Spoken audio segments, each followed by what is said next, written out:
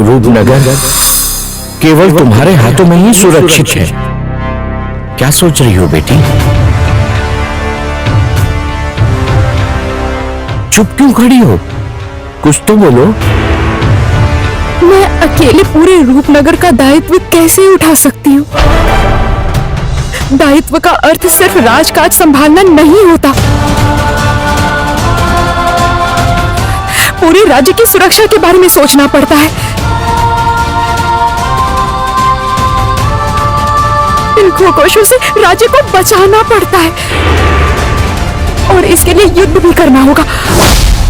मुझसे तो एक पतंगी की भी मृत्यु नहीं देखी जाती और आप मुझसे गद्दी संभालने के लिए कह रहे हैं? हाँ, कह रहा हूँ। यही एकमात्र उपाय है बेटी। आप इतनी शीघ्रता में क्यों हैं पिताजी? आप तो अभी अस्वस्थ हैं। पहले ठीक हो जाइए, उसके बाद इस बारे में सोचिए। और फिर कुमार देव तो है ना? क्या तुम्हें मेरे निर्णय पर विश्वास नहीं है रूपमती? याद रखना, मैं केवल तुम्हारा पिता नहीं हूं, इस राज्य का राजा भी हूं।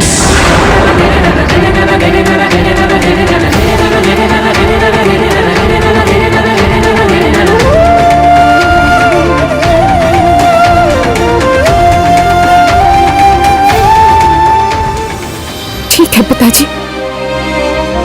पर अभी तो बहुत रात हो गई है। आप सो जाइए, कल सुबह इस निर्णय पर बात करेंगे।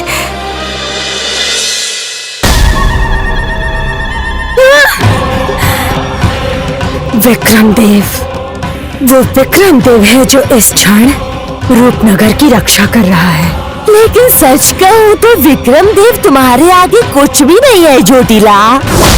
वो तो तुम्हारे एक आक्रमण से ही कहीं जाके छुप जाएगा। रूपनगर के राजा के अलावा ज्योतिला को हराने की ताकत और किसी में भी नहीं। मुझे यकीन है विक्रमदेव की शक्ति की वजह से ही मेरा रूप बदल गया था। मेरी शक्तियां काम नहीं कर रही थी। उस अमृत जल को पाने के लिए विक्रमदेव को खत्म करना ही होगा। अरे ज्योतिला, वो तो तुम्हारे बाएं हाथ का खेल है। खाली हाथ बैठने से कुछ नहीं होगा। जब तक हमें उस राज्य को खत्म करने वाला कोई गद्दार नहीं मिलता, तब तक आमने सामने के युद्ध का कोई फायदा नहीं। हमें इस वक्त चाहिए एक गुप्त कातिल की आवश्यकता, और वो गुप्त कातिल छल करके राज्य महल में घुस करके राजा को खत्म कर देगा। मैं क्या कहती हूँ ज्योतिला, एक बार अपने माया जाल से कोशिश करके तो देखो। ये कौन सी जड़ी बूटी है? मुझे तुम्हारी मायाजाल जड़ी बूटी की आवश्यकता है, पर एक नहीं, बहुत सारे। तो फिर विष को अंदर तक पहुंचाना होगा।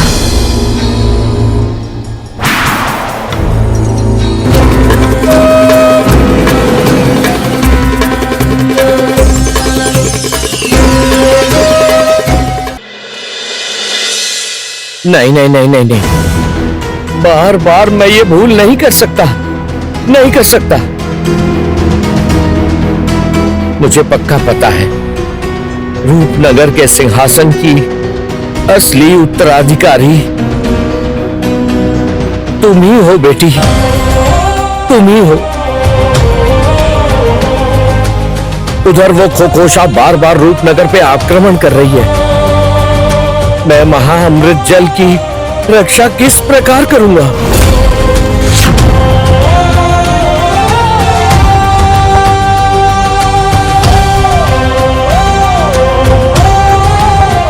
सुमति, सुमति, रूपमती के जन्म के समय राजपुरोहित ने जो कहा था वो सब अब सत्य हो रहा है।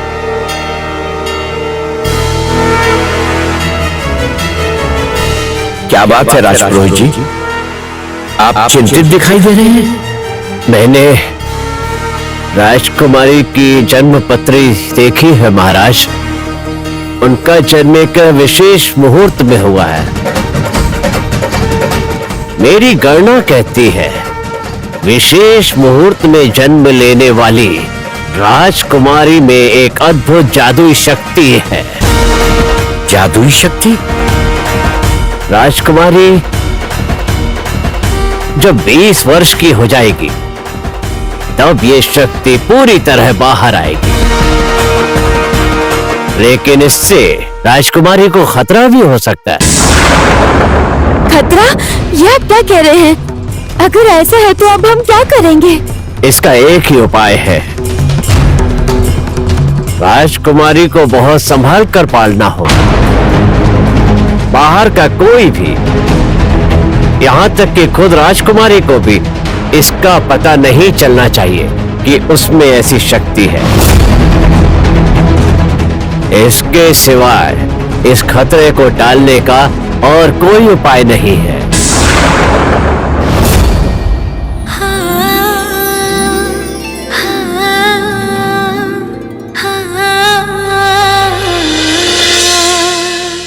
जानती हो सुमति, रूपमती की उम्र के साथ साथ उसकी जादुई शक्ति की क्षमता और भी बढ़ गई है।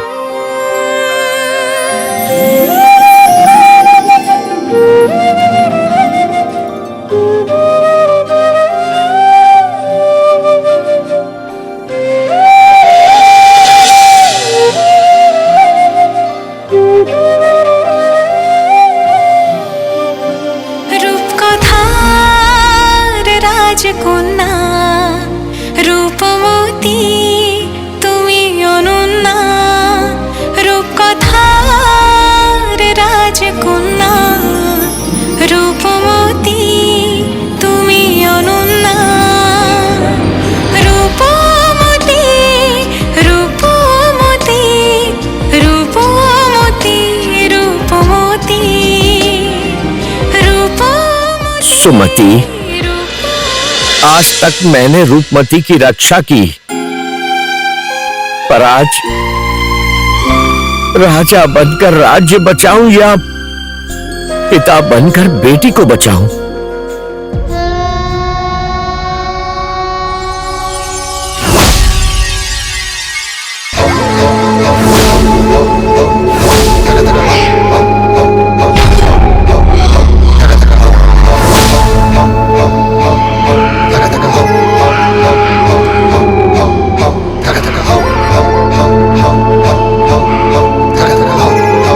कुश रानी जोटिला की जय। जय कुकुश रानी चोटिला की जय। अंधेरे की रानी चोटिला की जय। आपने इतने दिनों बाद मुझे फिर से जगा दिया है, अब किसका सर्वनाश करना है? सर्वनाश तो होगा राजा विक्रम और रूपनगर का।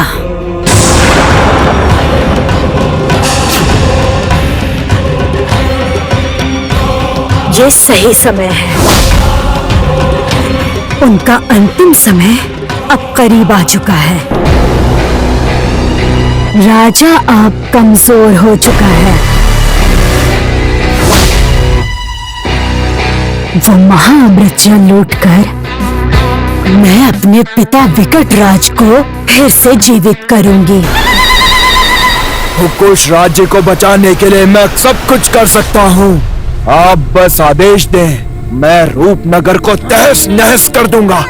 सप्तमी नदी का जल सूख चुका है, उत्तर दिशा का जादुई कवच अब कमजोर है और यही सही समय है। अब तुम्हें राजा विक्रम देव को खत्म करना होगा। अभी हम विक्रम देव से युद्ध में हार के आए हैं, रानी जोटिला, क्या अभी फिर से हमला करना उचित होगा?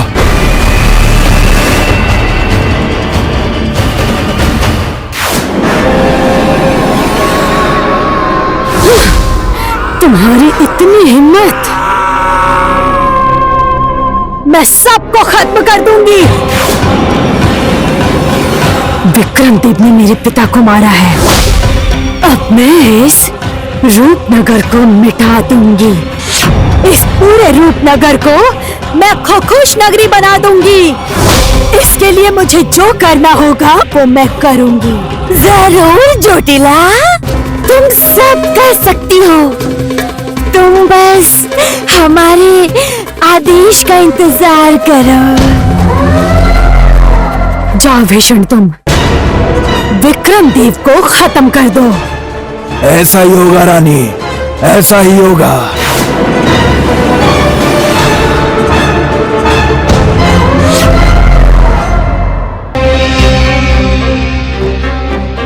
भैया, जो काम तुम्हें दिया था वो किया? मैंने प्रजा के प्रतिनिधियों को बुला लिया है। वो सब मेरे वफादार हैं। वो लोग किसी भी समय आ सकते हैं। जय रूपनगर की जय। रूपनगर की जय अब और ज्यादा दिन नहीं रहेगी। इसमें चौंकने वाली कोई बात नहीं है, क्योंकि महाराज खुद रूपनगर की सुरक्षा नहीं चाहते हैं। आप लोगों ने खुद देखा है कि कुमार कैसे खो-खोश के विरुद्ध अकेला खड़ा था। उसी के डर से खो-खोश यहां से चले गए। राजा बनने से पहले ही उसने राजधर्म का पालन किया है। सिर्फ वही है जो रूपनगर को सुरक्षित रख सकता है। ये साबित हो गया है। अवश्य ही हम लोगों को कुमारदेव ही राजा के रूप में चाहिए। लेकिन महाराज ऐसा नहीं चाहते। महाराज चाहते हैं कि रूपमती गद्दी पर बैठे। आप लोग तो सब जानते ही हो ना, वो लड़की हमेशा अपने पिता के साए में रही है और उसे युद्ध का कोई अनुभव नहीं है। अगर उसके हाथ में हमारा ये राज्य गया तो क्या होगा? आप ही बताइए, आप ही सोचिए। जाइए और अपनी सारी प्रजा को ये बात बताइए, ताकि सब लोग मिलकर महाराज के इस फैसले का विरोध करें। ठीक है, ऐसा ही होगा। अब आप लोग जा सकते हैं।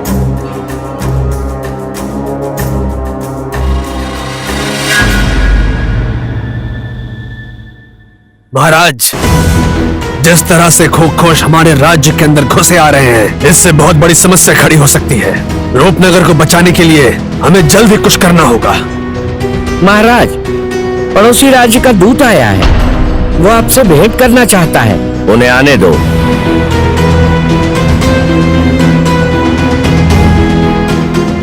रूपनगर की जय हो। बताओ, क्या संदेश लाए हो? महाराज, मैं रूपनगर के पड़ोसी मित्र राज्य की ओर से आया हूँ। हमारे प्रिय महाराज आप तक एक संदेश पहुँचाना चाहते हैं। बोलो, मित्र राज्य ने क्या संदेश भेजा है? उन्हें पता चला है कि आप कुमारदेव की जगह अपनी बेटी रूपमती को सिंहासन पर बिठाना चाहते हैं। आपका ये निर्णय किसी को भी उचित नहीं लग रहा। महाराज, कोई नहीं चाहता कि एक राजकन्या रूपनगर का दायित्व संभाले और योग्य राजकुमार वंचित हो जाएं। रूपनगर के सिंहासन पर कौन बैठेगा, ये कौन तय करेगा?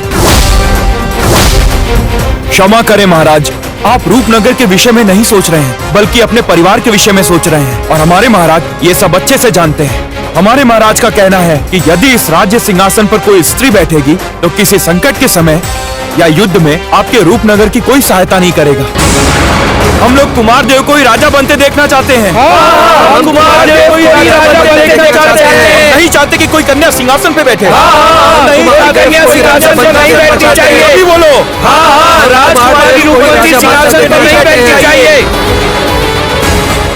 क्या हो गया छोटी माँ? बाहर इतना शोर क्यों हो रहा है? ये तो प्रजा की आवाज आ रही है, लेकिन प्रजा इस तरह से लड़ क्यों रही है पता नहीं। हम नहीं चाहते कि राजकुमारी सिंहासन पे बैठे। राजकुमारी सिंहासन पर नहीं बैठना चाहिए। क्या हुआ? बाहर ये शोर कैसा है? महाराज, प्रजा ने विद्रोह कर दिया है। महाराज, वो लोग राजकुमारी रूपमती को सिंहासन पर नहीं देखना चाहते। वो राजा के रूप में कुमारदेव को देखना चाहते हैं।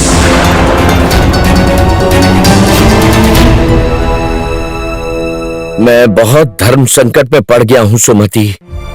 एक तरफ महान आदिदेव का आदेश और दूसरी तरफ सबका विरोध। तुम बताओ, मैं क्या करूं? कुछ समझ में नहीं आ रहा। पिताजी,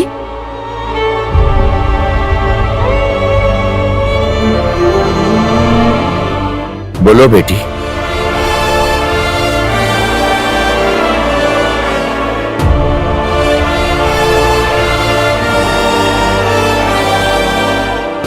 पिताजी, मुझे आपसे कुछ कहना है। हाँ हाँ, कहो ना।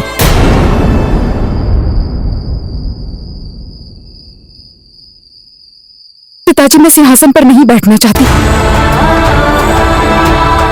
इस सिंहासन का अगर कोई असली हकदार है तो वो कुमार देव है पिताजी। ये तुम क्या कह रही हो? मैं इस राज्य का दायित्व उठाने के लायक नहीं हूँ। सब जानने के बाद भी मैं इस सिंहासन पर कैसे बैठूं? तो क्या इससे राज्य का भला होगा? सिंहासन में मैं अपनी इच्छा से नहीं बिठा रहा हूं। ये केवल मेरा निर्णय नहीं है, ये स्वयं महान आदिदेव का आदेश है। किंतु राज्य के लोग और हमारे मित्र राज्य के राजा भी कुमार को ही अगला राजा मान चुके हैं। अगर हमने कुमार को सिंहासन से वंचित कर दिया तो सबके साथ अन्याय होगा पिताजी। प्रजा की इच्छा का सम्मान करना आपका दायित्व नहीं है। इससे आपके सम्मान पर असर पड़ेगा। आपके सम्मान से बढ़कर मेरे लिए और क्या है बताइए? और हमारा परिवार, अगर मैं सिंहासन पर बैठ गई तो मेरे बैठने से राज्य का भला कैसे हो सकता है? इसीलिए मेरा इस सिंहासन को छोड़ देना बिल्कुल ठीक है पिताजी।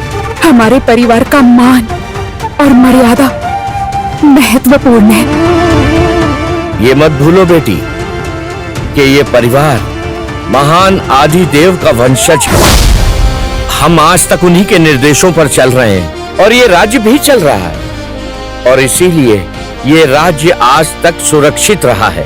किंतु पिताजी, क्या महान आदिदेव कभी भी ऐसा चाहेंगे कि हमारे परिवार में विवाद हो, कि हमारा परिवार टूट जाए?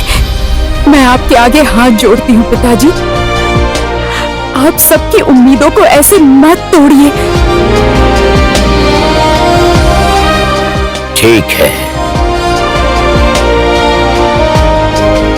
मैं कुमार देव को ही अगला राजा बनाऊंगा।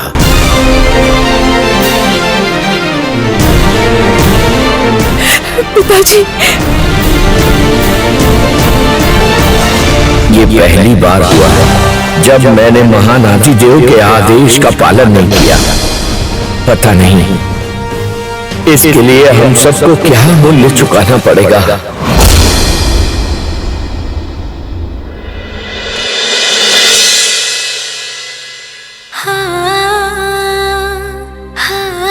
दीदी, दीदी क्या कर रही हो तुम? इधर क्या हो गया? इधर पहले तुम इधर आओ। अरे रे, पहले क्या इधर आओ। हो गया? तुम जानती हो आज क्या हुआ है? क्या हुआ? आज मैं बहुत खुश हूँ, बहुत खुश हूँ, बहुत खुश हूँ। क्यों? आज मैं बहुत खुश हूँ, बहुत खुश हूँ दीदी। अरे क्या आज हुआ? दीदी मैं बहुत खुश हूँ, बहुत खुश हूँ दीदी। अरे रुको बहुत खुश, रुको बहुत खुश। रुको, क्या हुआ है? क्या हुआ है पता है? आखिरकार महाराज मुझे महाराज बनाने की घोषणा करने वाले हैं।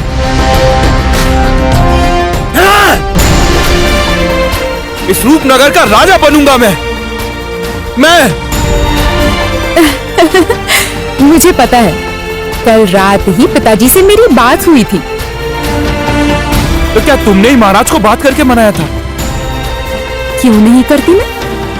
तुम तो मेरे भाई हो ना, और अगर इस रूपनगर राज्य का कोई राजा बन सकता है तो वो तुम, बस इसीलिए। सच में दीदी, तुमने इस बात के लिए महाराज को मनाया था? हाँ। तो फिर मुझे तुम्हें बहुत बड़ा उपहार देना होगा। क्या दूं मैं, क्या दूं? सुनो दीदी, चलो हम चलते हैं। कहाँ? उस घने जंगल में चलो। अरे रे, जंगल में मत जाओ।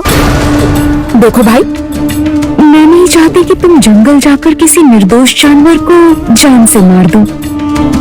तुम इतना क्यों सोचती हो दीदी? तुम एक बार मेरे साथ चलो और देखो तो मैं तुम्हें क्या उपहार देता हूँ। नहीं नहीं नहीं नहीं, जंगल तुम नहीं जा सकते, वहाँ संकट हो सकता है। क्यों जाना है जंगल? दीदी तुम इतना क्यों सोच रही हो? मैं हूं ना तुम्हारे साथ, तुम्हें कुछ भी नहीं होगा। मैं तुम्हें आज ऐसा उपहार दूंगा ना कि तुम सारा जीवन याद रखोगे। तो चलो मेरे साथ। अरे पर मैंने बोला ना, चलो मेरे साथ। अरे भाई सुनो।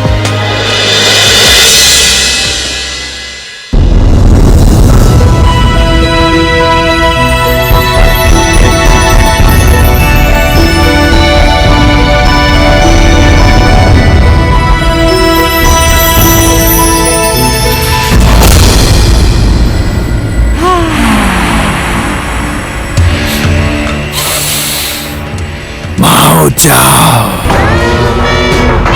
मुझे किसी मनुष्य की गंध आ रही है। लगता है यही उत्तर दिशा है। रानी चोटिला ने कहा था कि रूपनगर का जादुई कवच यहाँ सुरक्षित है। मुझे यहीं से रूपनगर में घुसना होगा। भाई, क्या ढूंढ रहे हो तुम? 1 मिनट रुको ना।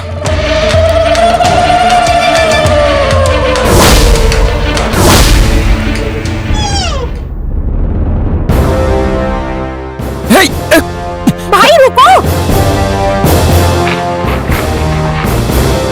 भाई उसे मारना मत! उस निर्दोष प्राणी को मत मारो, रुको!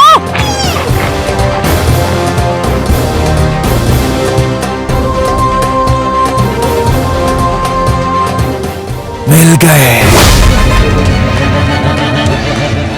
इनके वस्त्रों से तो ये राजमहल के लोग लगते हैं। भाई रुको! भाई हम राज्य की सीमा के पास पहुंच गए हैं, रुको! थोड़ी देर में सुरक्षा घेरा पार हो जाएगा। भाई रुको! तो फिर सबसे पहले इन्हें मारकर ही अपना काम शुरू करता हूँ।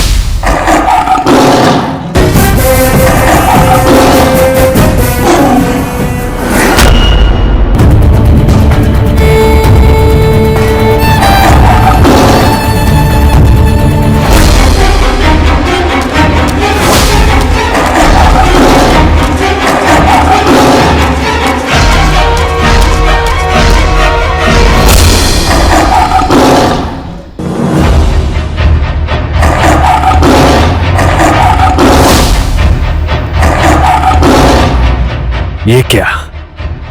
इसकी आंखें ऐसी क्यों हैं? ये तो जंगल के दूसरे जानवरों की तरह नहीं दिख रहा। सर्वनाश! ये तो एक मायावी खरगोश है। इसे अगर नहीं मारा गया तो हम में से कोई नहीं बचेगा।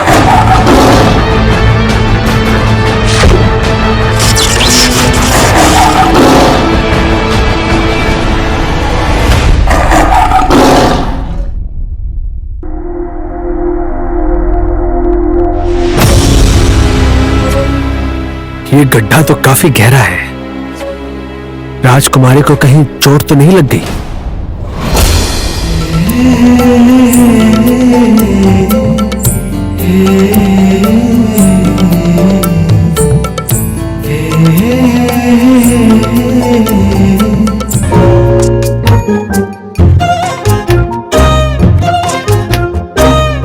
ये क्या दोस्त, तुम यहाँ नीचे क्या कर रहे हो? क्या तुम पानी में रहते हो? इतनी गहराई में तुम जलपरी बन के क्यों बैठे हो? सही बताना, मैंने सही वक्त पे सूचना दी ना?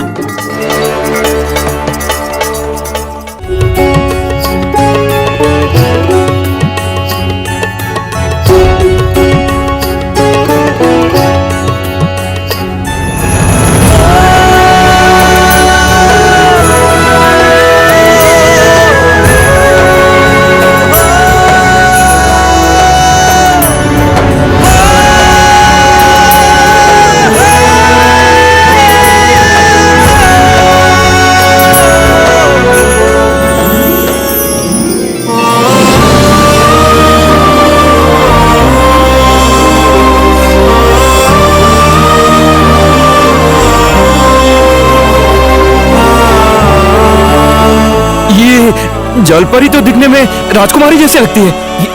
बोल, ये जीवित है क्या?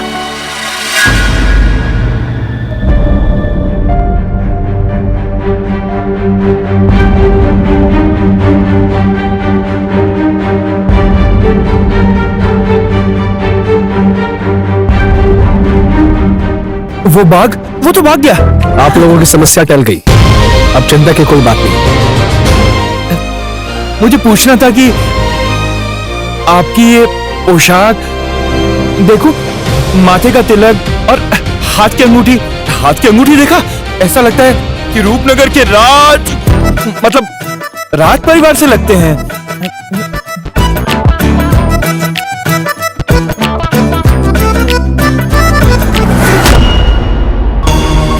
तुम दिखने में जितने मूर्ख लगते हो उतने मूर्ख तुम हो नहीं। मूर्ख? हाँ, मैं ही रूपनगर का होने वाला राजा कुमारदेव हूं। आप हैं कुमारदेव? क्षमा कीजिएगा, मैं आपको पहचान नहीं सका।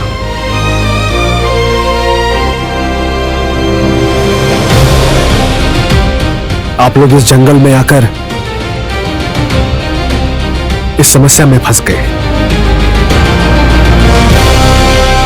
लेकिन मैं आप लोगों से वादा करता हूं कि आप लोगों को और कोई समस्या नहीं होगी। होगी नहीं।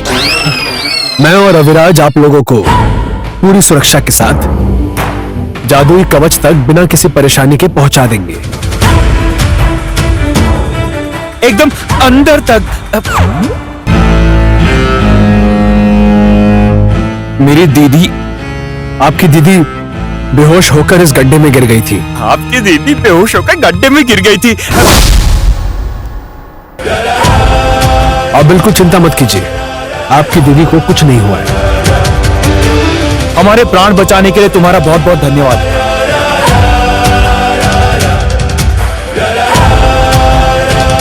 ये लो, ये तुम्हारा पुरस्कार है। मुझे क्षमा कीजिएगा, लेकिन मैं आपका ये पुरस्कार स्वीकार नहीं कर सकता। आप लोगों की रक्षा करना ये मेरा कर्तव्य है। हमने सिर्फ अपने कर्तव्य का ही पालन किया है, बस। नहीं, तुमने किसी साधारण मनुष्य के प्राण नहीं बचाए हैं। तुमने प्राण बचाया है रूपनगर के होने वाले राजा कुमारदेव का। तो ये उपहार सिर्फ मेरी तरफ से नहीं है, पूरे रूपनगर की ओर से ये मैं तुम्हें दे रहा हूं। ये लो, रखो। एक बात और, तुम और तुम्हारे, मेरा नाम अभिराज है। आज की घटना के विषय में तुम कभी भी किसी को नहीं बोलोगे, ऐसा मुझे वचन दो।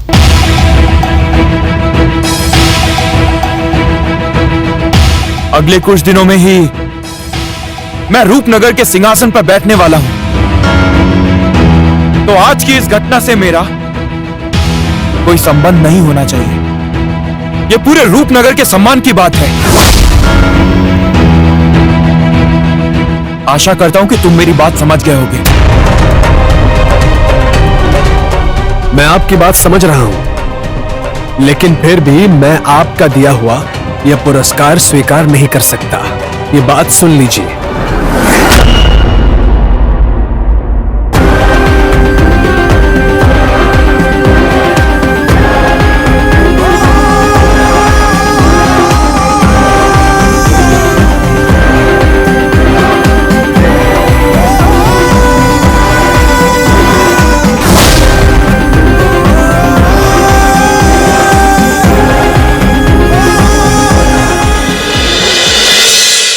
हमारे लिए क्या आदेश है राजा बाबू? हाँ, राजकुमारी रूपमती का स्वयंवर होगा। इस बात को पूरे राज्य में तुम लोग फैला दो और स्वयंवर की तैयारियां शुरू करो। जैसे आपकी आज्ञा राजा बाबू। और सप्तमी नदी के चारों तरफ रूपनगर के मित्र राज्यों के राजा तक खबर पहुंचाइए। उन्हें इस स्वयंवर में आने के लिए आमंत्रित कीजिए। जाइए। जैसा आपका आदेश राजा बाबू। आज इतने दिन बीत गए हैं, लेकिन अभी तक उनकी कोई खबर नहीं आई। क्यों बोलो तो? और ज्यादा समय नहीं पिताजी, बहुत जल्द ही हम लोग महाअमृत जल लूट लेंगे और रूपनगर को खत्म कर देंगे और आपके प्राण वापस ले आएंगे। क्या करें ज्योतिला? हमारी सेना तो आधी हो चुकी है और आधे से ज्यादा तो मारे भी जा चुके हैं। हमें हमारी सेना की संख्या को बढ़ाना होगा ज्योतिला। बस वो जड़ी बूटी मिल जाए। तुम्हें नहीं पता हमें आगे क्या करना है?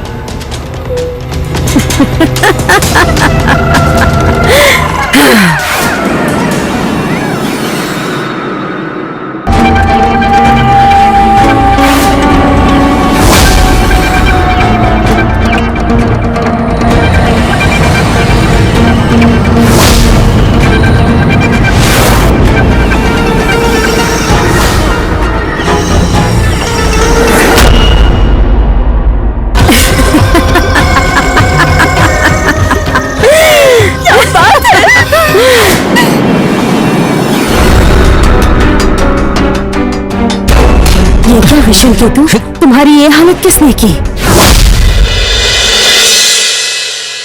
भैया, कुमार का पता चला? नहीं दीदी, मैंने बहुत कोशिश की और मुझे पता चला कि रूपमती और कुमार को शाम के वक्त जंगल की तरफ जाते हुए देखा गया। किसने? क्या कुमार जंगल में चला गया?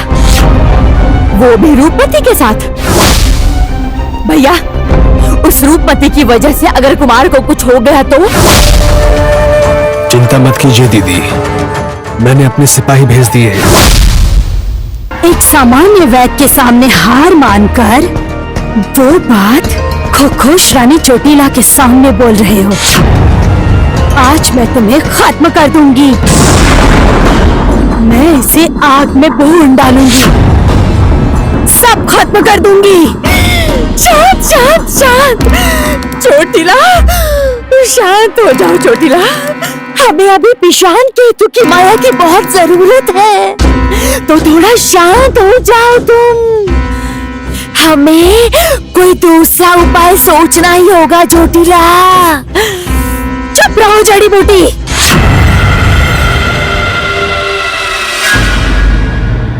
क्या राजकुमार का कोई पता चला? अभी तक कुछ पता नहीं चला है। मेरे सैनिक गए हैं उसकी खोज में। राजकुमार के साथ रूपमती भी तो वही है। यदि रूपमती को कुछ हो गया तो मैं महाराज को अपना मुंह कैसे दिखाऊंगी? अपने बेटे का कोई अता पता नहीं और तुम हो कि रूपमती के लिए रो रही हो। कैसी माँ हो तुम? प्रताप, क्या सैनिक वापस आ गए? नहीं भाई साहब, अभी तक वापस नहीं आए।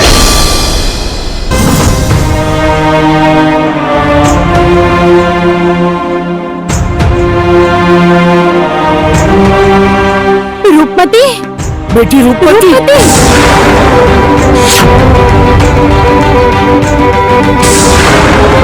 रूपमती, बेटी रूपमती, आंखें खोलो बेटी, क्या हुआ तुम्हें? आंखें खोलो पुत्री। रूपमती अचानक बेहोश कैसे हो गई?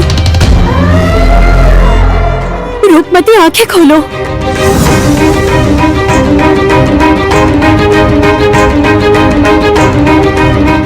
रूपमती, बेटी आंखें खोलो बेटी।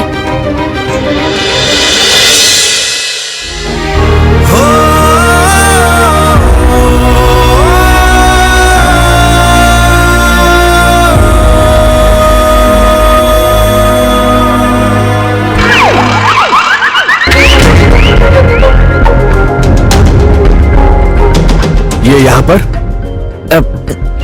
राजकुमार ने दिया था। तुमने नहीं लिया ना, तो मैंने ले लिया।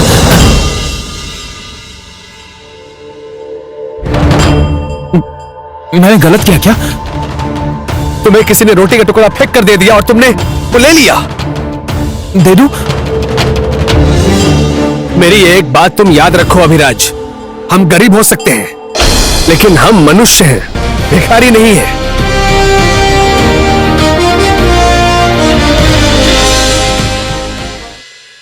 दीदी डर के कारण बेहोश हो गई।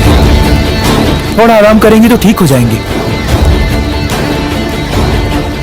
तुम अकेले जंगल की तरफ क्यों गए थे? अगर कुछ हो जाता तो? कुमार, मैंने सोचा नहीं था कि तुम ऐसा करोगे।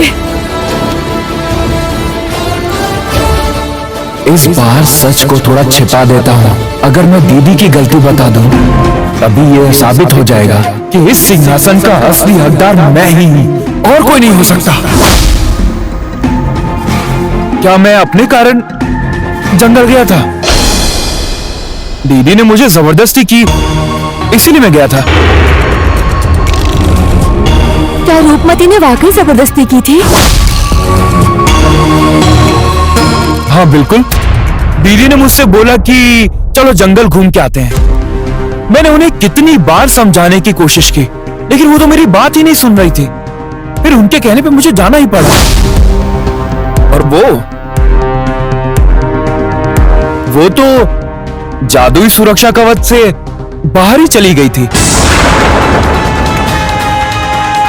क्या क्या कह रहे हो तुम? उसके बाद क्या हुआ? उसके बाद अचानक एक बाघ ने उन पर हमला कर दिया। फिर मैंने उस बाघ से डटकर मुकाबला किया और इनकी जान बचाई।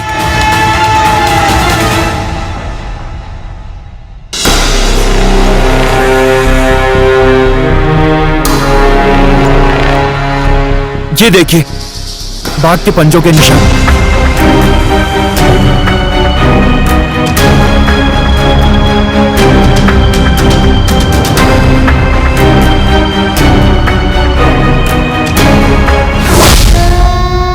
शर्म नहीं आती तुम्हें जड़ी बूटी? तुम ये क्या कह रही हो?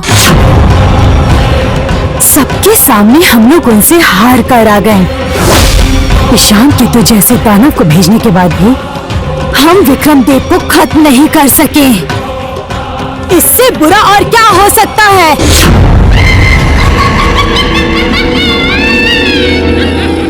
अरे वो एक निकम्मा दानव था।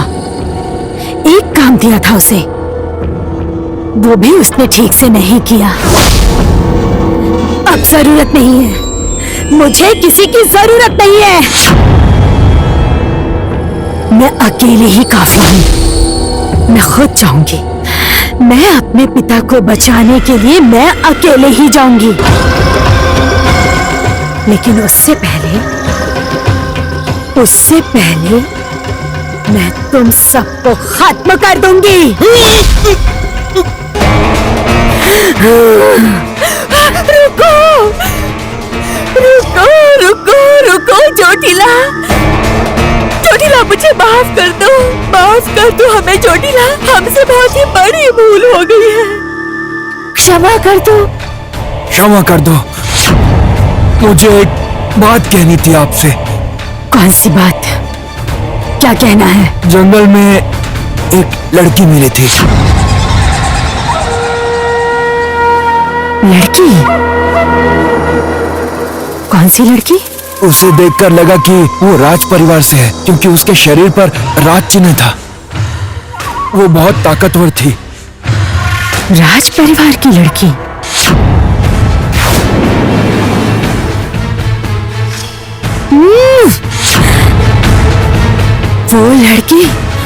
वो लड़की वही तो नहीं जिसकी तलाश है। और तुम राज परिवार की एक लड़की को सामने पाकर भी तुम उसे खत्म नहीं कर पाए। निकम्मे हो तुम सब। तुम्हारी अक्ल ठिकाने लगानी पड़ेगी। अगर समझ गए को चोटिला का आदेश न मानने का अंजाम क्या होता है।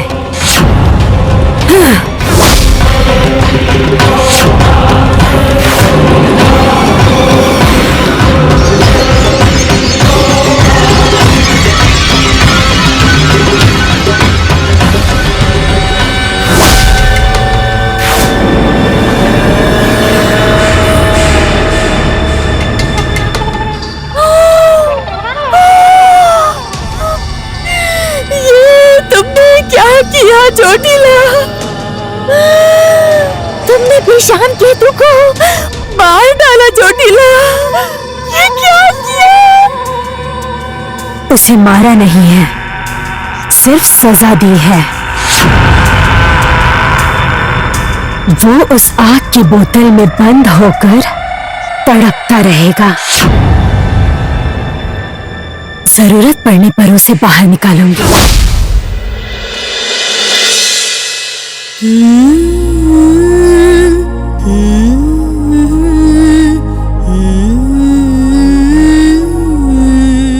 पुत्री विवाह करके चली जाएगी, मेरा दिल अभी से सोना हो जाएगा।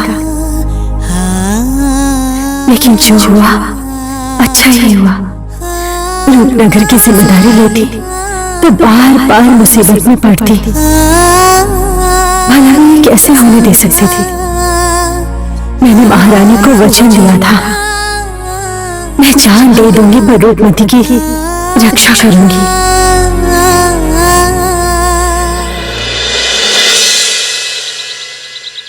छोटी माँ, कुमार कहाँ है? छोटी माँ,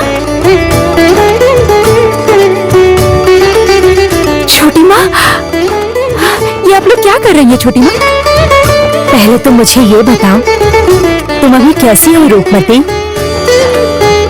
मैं तो बिल्कुल अच्छी हूँ, लेकिन आप लोग ये क्या कर रहे हैं ये बताइए। हमारी शादी, हमारे मित्र राजाओं ने तुम्हारे लिए कितने उपहार भेजे हैं, जाओ देखो। ये देखो, ये सब अभी आया है। ये कुंतलपुर राज्य से है और ये रहा कमलपुर राज्य से। रुक जाओ, तुम्हें एक चीज दिखाती हूँ।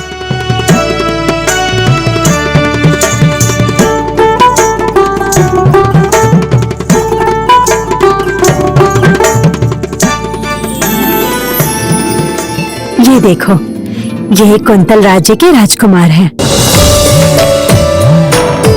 बोलो, क्या पसंद है तुम्हें? मैं क्या बोलूं माँ, आपको जो ठीक लगे वही सही है। अरे बेटा, तुम फिर वैसी बातें क्यों कर रही हो? विवाह किसका है? पसंद तो तुम्हें ही करना होगा ना। तुम किसके गले में वरमाला डालोगी, है ना? आप जिन्हें पसंद करेंगी मैं उनके ही गले में माला डाल दूंगी। आपकी पसंद ही तो मेरी पसंद है। ठीक है, वो तो हो गया, लेकिन रूपमती, तुम विवाह करके चली जाओगी तो मैं यहाँ किसके सहारे रहूंगी? चिंता मत कीजिए छोटी माँ, विवाह के बाद मैं आपको अपने साथ ले जाऊंगी। वैसे भी भाई के राजा बनने के बाद उन्हें समय नहीं मिलेगा, आप मेरे साथ ही चलना। हंस लो रूपमती, जितना हंसना है हंस लो। एक बार तुम्हें विदा कर दूं, फिर प्रताप और कुमार को देख लूंगी।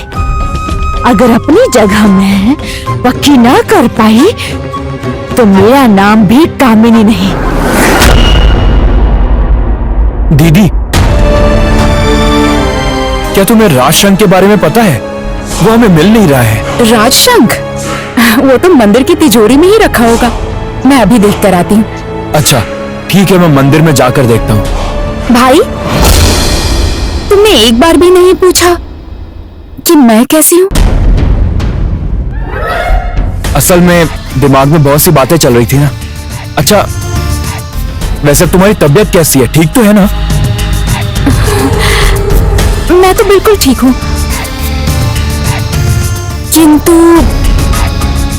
एक बात बताओ, मैं महल वापस कैसे आई?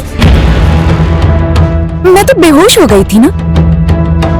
हाँ, एक बाघ तुम पर हमला करने के लिए झपटने ही वाला था, तभी तुम बेहोश होकर गिर पड़े। उसके बाद मैंने उस बाघ से लड़ाई की और तुम्हें महल लेकर आ गया। तभी रास्ते में सैनिक मिल गए थे।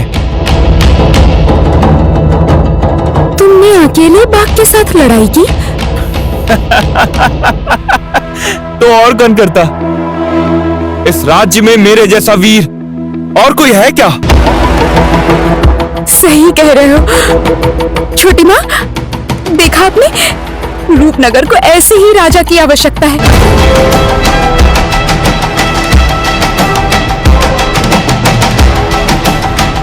पता नहीं क्यों मेरा मन कह रहा है कि वहाँ कुछ और ही हो। रूपमती, देखो पुत्री, हमारे मंदिर जाने का समय हो गया है। तुम्हारे स्वयंवर से पहले मंदिर में पूजा करके प्रजा को प्रसाद बांटना अनिवार्य है। चलो। जानती हूँ छोटी माँ, मुझे भली भांति याद है। तो फिर अब विलंब मत करो।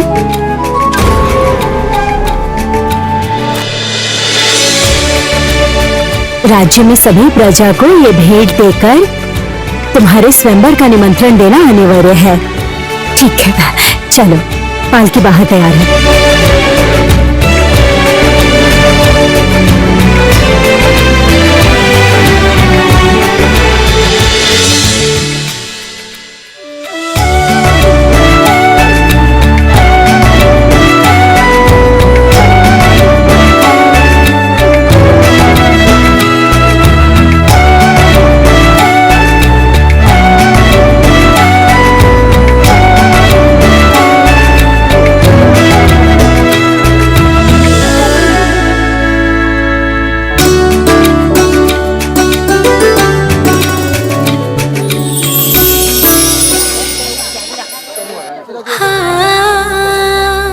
रूपनगर की राजकुमारी रूपमती आज प्रजा को भोग और उपहार दे रही है। आप सभी आ जाएं।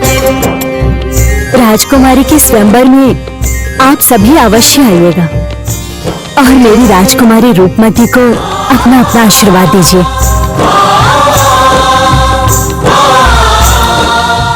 सिर की धार तो अत्यंत तीव्र है, इसलिए अब हमें वापस जाना होगा। भाई, मुझे बहुत तीव्र भूख लगी है, तो इसलिए मैं बिना कुछ खाए यहाँ से आगे नहीं चलूंगा। इस तरह भूख से विचलित हो जाओगे तो कैसे चलेगा? क्या बोल रहे हो भाई? मैं मनुष्य नहीं हूँ क्या?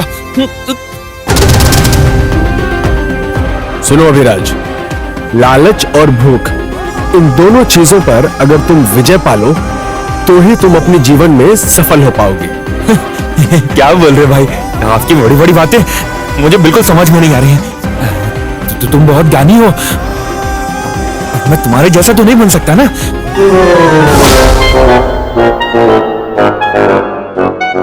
ये मुझे खाना है।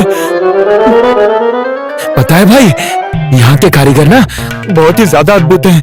देखो ना, शस्त्र पे कैसे धार दिए। मैं देखता हूँ।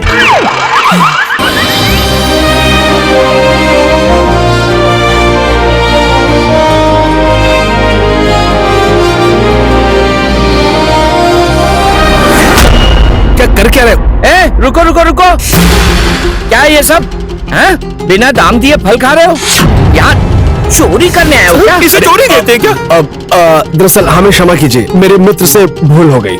इसे बहुत भूख लगी थी तो कैसे भूल? मैं आपसे माफी। प्रकृति के फलों का कैसा मूल्य? हाँ, जो वन में तो सब कुछ निःशुल्क मिलता है, तो तुम ऐसे फलों का मुझसे दाम लोगे? हाँ, सुनो, फल लेना है तो दाम दिए बिना यहाँ से नहीं जा सकते, नहीं तो मैं सैनिकों को बुला लूंगा। सैनिकों को बुलाओगे? निःशुल्क फलों का तुमको दाम चाहिए? मैं दूंगा नहीं दाम, मैं दूंगा नहीं। जाओ, जो करने करो। अभिराज शांत हो जाओ। रुको, तुम्हें तो मैं अभी बताता हूँ। शांत हो जाओ अभिराज। बोलो, क्या बोल रहे थे? धमका रहे हो मुझे? नहीं, निःशुल्क फलों का दाम नहीं दूंगा। नहीं जाने जो दूंगा। करना है कर लो। तुम्हें तो मैं ऐसे ही दूंगा। बाद में देखूंगा, मैं करता हूँ। बिना मूल्य दिए नहीं जा सकते। यहाँ विवाद क्यों हो रहा है? बाहर है। प्रजा का आपसी कलह है, इस समय आप सब वहाँ जाना उचित नहीं होगा राजकुमारी। भाई, बड़े फलों का मेरी बात सुनिए। शांत हो जाओ अभिराज, मैं बात कर रहा राज्य हूँ। की समस्त प्रजा मेरे पिता की संतान की समान है। अभिराज, यदि उन्हें कुछ हुआ तो सहायता मेरा परम कर्तव्य है। दे रहे हो? मुझे दाम चाहिए। फल का दाम दिए बिना नहीं जाने दूंगा। झूठ बोल रहे तुम? मैं चोरी कैसे नहीं अभिराज, करते? देना पड़ेगा। छोड़ दो अभिराज उन्हें। क्या हो रहा है वहाँ? रूप को थार राजकन्या रूप मोती तुम्हें अनुन्ना रूप को थार ये तो जलपरी है।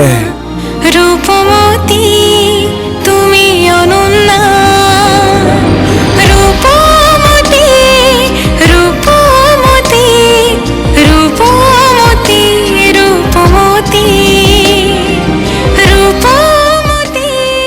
बात है?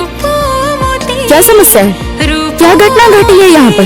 राजकुमारी रूपमती, भयभीत मत होइए, बताइए क्या हुआ? राजकुमारी, ये दोनों व्यक्ति चोर हैं। ये दुकान से फल के दाम दिए बिना जा रहे थे। अब आप ही बताइए राजकुमारी जी।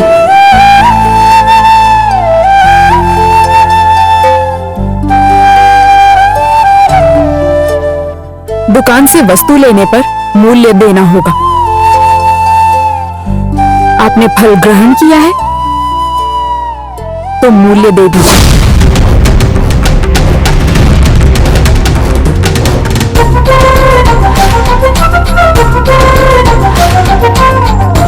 मेरी बात सुन भाई, यहाँ पर काफी लोग इकट्ठा हो गए हैं और राजकुमारी भी सामने खड़ी है, इसलिए हमें इस फल का दाम देना ही होगा। तुम कुमार देव का ये हार इन्हें दे दो, इससे फल का दाम चुकता हो जाएगा। मैं अपना बहुमूल्य हार क्यों दूं? हाँ, कदापि नहीं। दे दो, मेरी बात मानो। मत।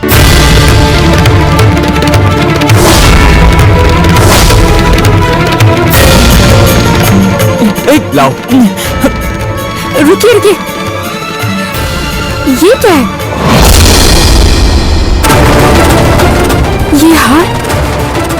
ये हार तो मेरे भाई कुमार देव का। तुम्हारे पास कैसे आई? ये हार भी चोरी की है ना? तुम देखने से चोर नहीं लगते, बल्कि डाकू लगते हो।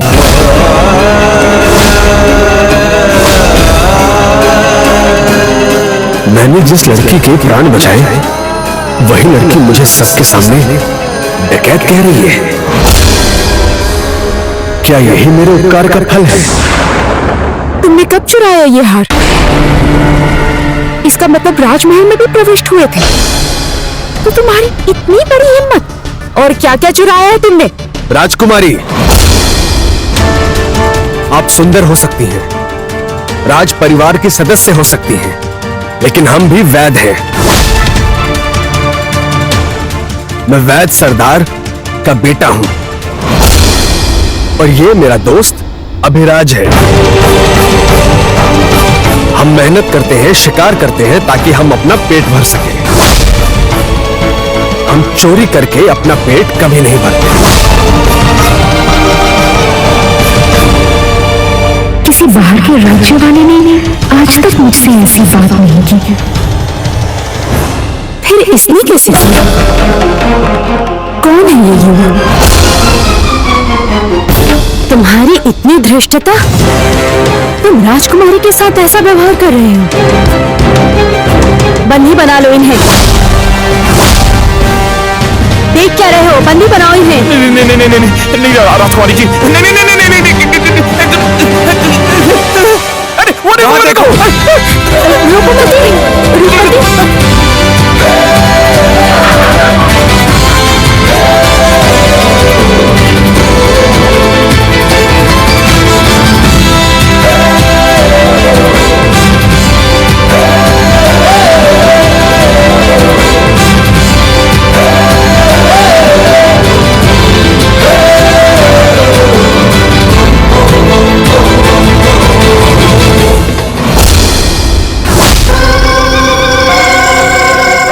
मैं अब और समय नष्ट नहीं करूंगी।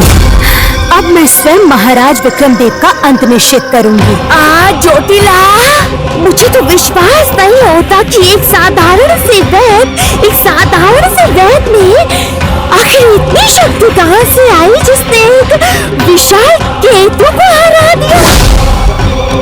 यही तो मैं भी सोच रही हूँ जड़ी बूटी, कि ऐसी कौन सी रहस्यमय शक्ति है।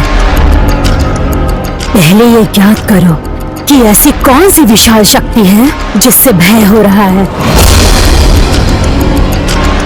जड़ी बूटी, पहले ये ज्ञात करो कि रूपनगर के राजमहल के भीतर क्या षड्यंत्र चल रहा है। राजवैद को उपस्थित करो।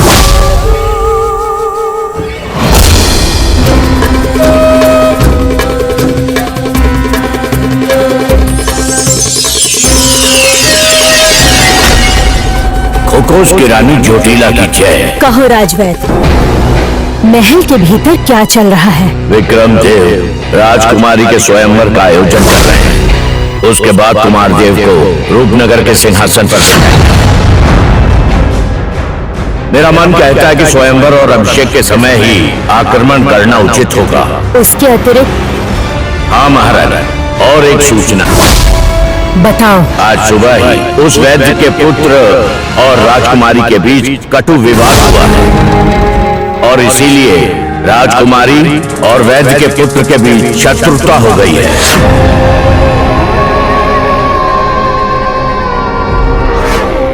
ज्योतिला, क्या सोच रही हो? ये वैद्य मुझे चाहिए, जड़ी बूटी।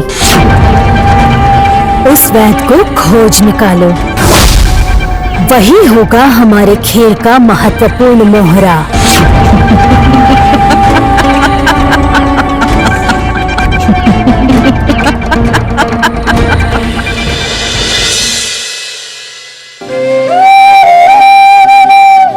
आप सुंदर हो सकती हैं, राज परिवार की सदस्य हो सकती हैं, लेकिन हम भी वैद्य हैं। हम मेहनत करके शिकार करते हैं और फिर अपना पेट भरते हैं। हम चोरी करके अपना पेट कभी नहीं भरते। कौन था वो युवक? इतनी सुंदर आंखें, उसकी आंखों में सच्चाई मुझे साफ साफ दिखाई दे रही थी। ऐसा व्यक्ति तो मैंने पहले कभी नहीं देखा था।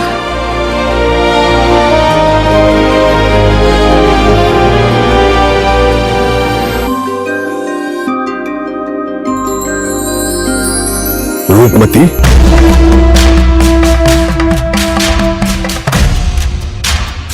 हाँ काका, कहिए। मैंने सारे राज्य के राजकुमारों के साथ खुद वार्तालाप की है और वो खुद बहुत सफल हैं, वीर हैं, बुद्धिमान हैं, राजनीति भी जानते हैं। उन सब में राजा बनने के समस्त गुण हैं और उनमें से कुंतल राज्य के राजकुमार मुझे बहुत पसंद हैं। अब तुम बताओ बेटी, तुम क्या चाहती हो? मैं और क्या कहूँ, मैंने तो छोटी माँ से कह दिया है। अब जिसे भी मेरे योग्य समझेंगे, मैं उन्हीं से विवाह करूंगी।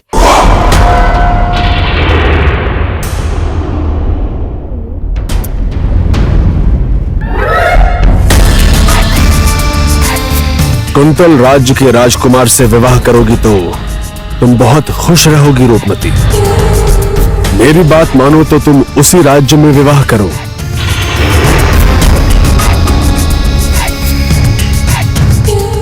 रूपनगर से सबसे दूर है कुंतल राज्य, इसीलिए मैं तुम्हारा विवाह उसी राज्य में करूंगा। तुम्हें इतने दूर भेज दूंगा कि सहजता से तुम इस राज्य में वापस कभी नहीं आ पाओगी।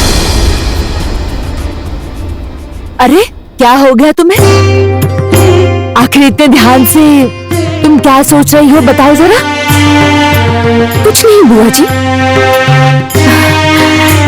वो मैं वैद्य की बातों को स्मरण कर रही थी। वैद्य की बातें? तुम किसी वैद्य के बारे में क्यों सोच रही हो? जानती हो ना, वो हमारे रूपनगर का भला नहीं चाहते।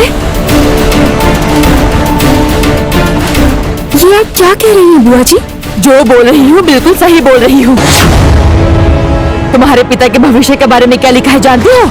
लिखा है कि जब वन के लोग महल के समीप आएंगे तो बहुत बड़ा संकट आएगा और उसी वन में वो वैद्य रहते हैं।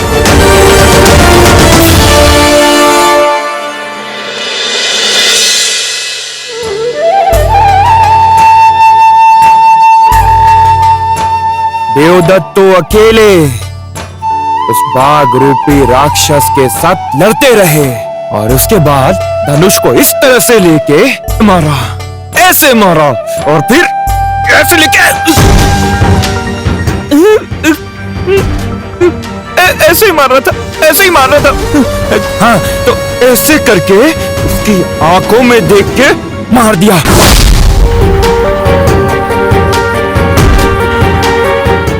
उसके बाद क्या हुआ? अरे होना क्या था? फिर उसके बाद जो हुआ, ये इतिहास में पहली बार हुआ। इतना विशाल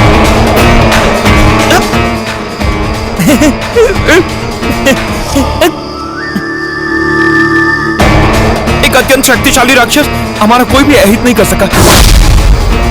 और ये सब इसीलिए संभव हुआ क्योंकि मेरा मित्र देवदत्त मेरे साथ था। सुनो, उसने केवल राक्षस को परास्त ही नहीं किया, देवदत्त ने तो अपने शौर्य से राजकुमार और राजकुमारी के प्राण भी बचाए। इसीलिए तो राजकुमार ने उसकी वीरता से अभिभूत होकर उपहार भी दिया।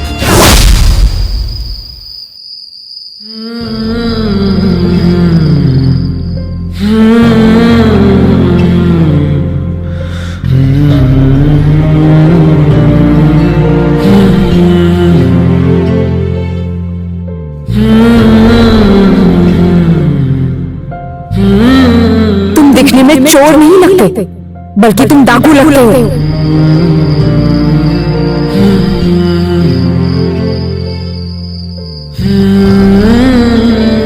सुना था रूपनगर की राजकुमारी बहुत दयालु है, लेकिन क्या यही उनकी दया का परिचय है?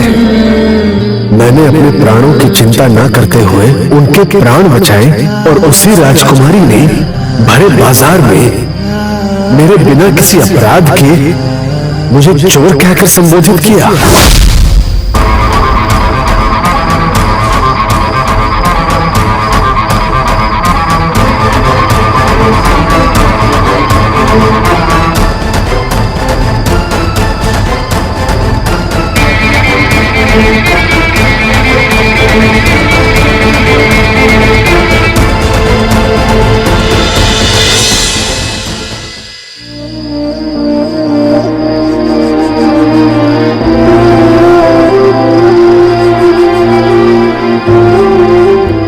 क्या हुआ बेटा, इतने शांत क्यों हो? कुछ नहीं हुआ पिताजी।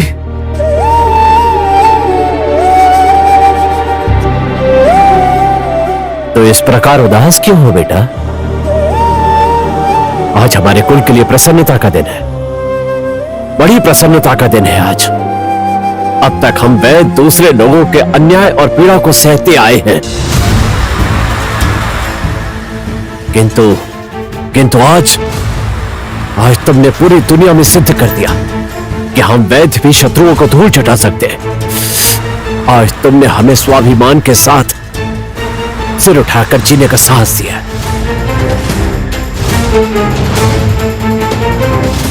एक बात कहूं पुत्र, आज मुझे एक पिता होने के नाते तुम पर गर्व हो रहा है।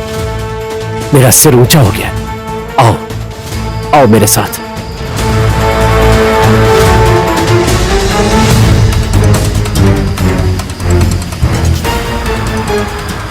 सब लोग सुनिए,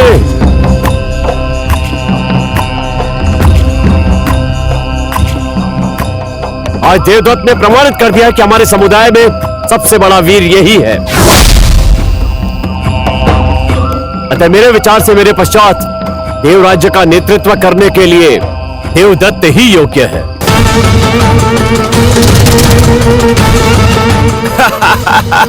मुझे आपत्ति है। केवल एक साधारण राक्षस को पराजित करने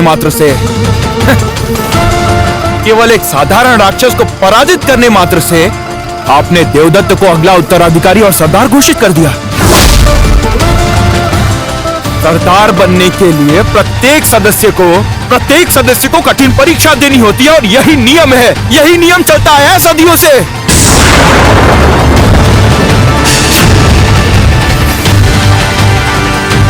देवदत्त भी परीक्षा दे और मैं भी परीक्षा दूंगा। केवल मात्र सरदार का बेटा होने के कारण देवदत्त सरदार नहीं हो सकता। ये तुम्हारी भूल है रघुराज। क्योंकि मैं सरदार का बेटा हूं इसलिए मैं ही सरदार बनूंगा, ये बात गलत है। तुम जिस नियम की बात कर रहे हो उसी नियम के हिसाब से हम ये तय करेंगे कि कौन बनेगा सरदार। ठीक है। अगला सरदार कौन बनेगा ये समय निर्धारित करेगा। किंतु देवदत्त ने आज जिस वीरता का परिचय दिया है उसे देखते हुए आज यहां सारी रात उत्सव होगा और कल सुबह हम सब मिलकर जंगल में शिकार करने के लिए जाएंगे। कल होगा हमारा शिकार उत्सव। देवदत्त देवदत्त देवदत्त देवदत्त देवदत्त देवदत्त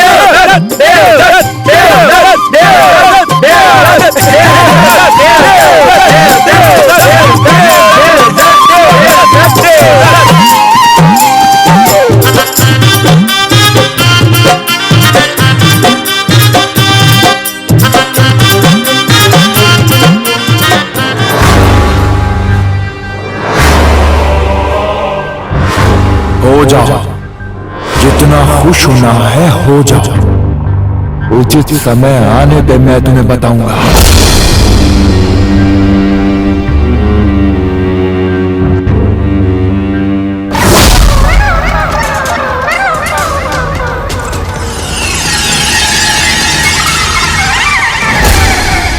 जय खुखुस रानी चोटिला की जय।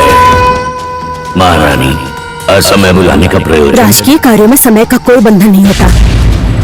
जब भी राज्य को आवश्यकता होगी तभी बुलावा भेजा जाएगा। सुनिए, आपको एक विशेष कार्य पूर्ण करना होगा। मैं तो सभी विशेष कार्यों को संपन्न करता हूँ, अब नया क्या है? सारे कार्य और ये कार्य एक नहीं है। ये एक विशेष कार्य है। सही समय की प्रतीक्षा करके पूर्ण सावधानी से अंजाम देना होगा।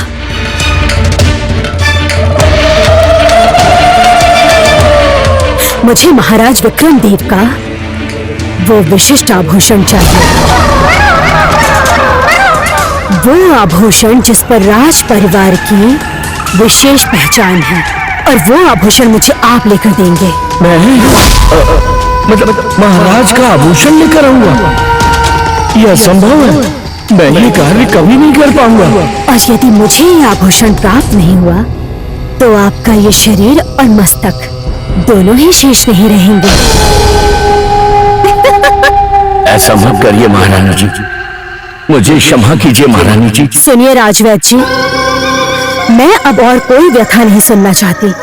ये मेरा अंतिम आदेश है। आज रात को जब चंद्र जब पूर्ण होगा तब जादुई शक्तियों के परे मृत्यु का साया होगा। मैं उस निर्जन गुफा के समीप तुम्हारी प्रतीक्षा करूंगी।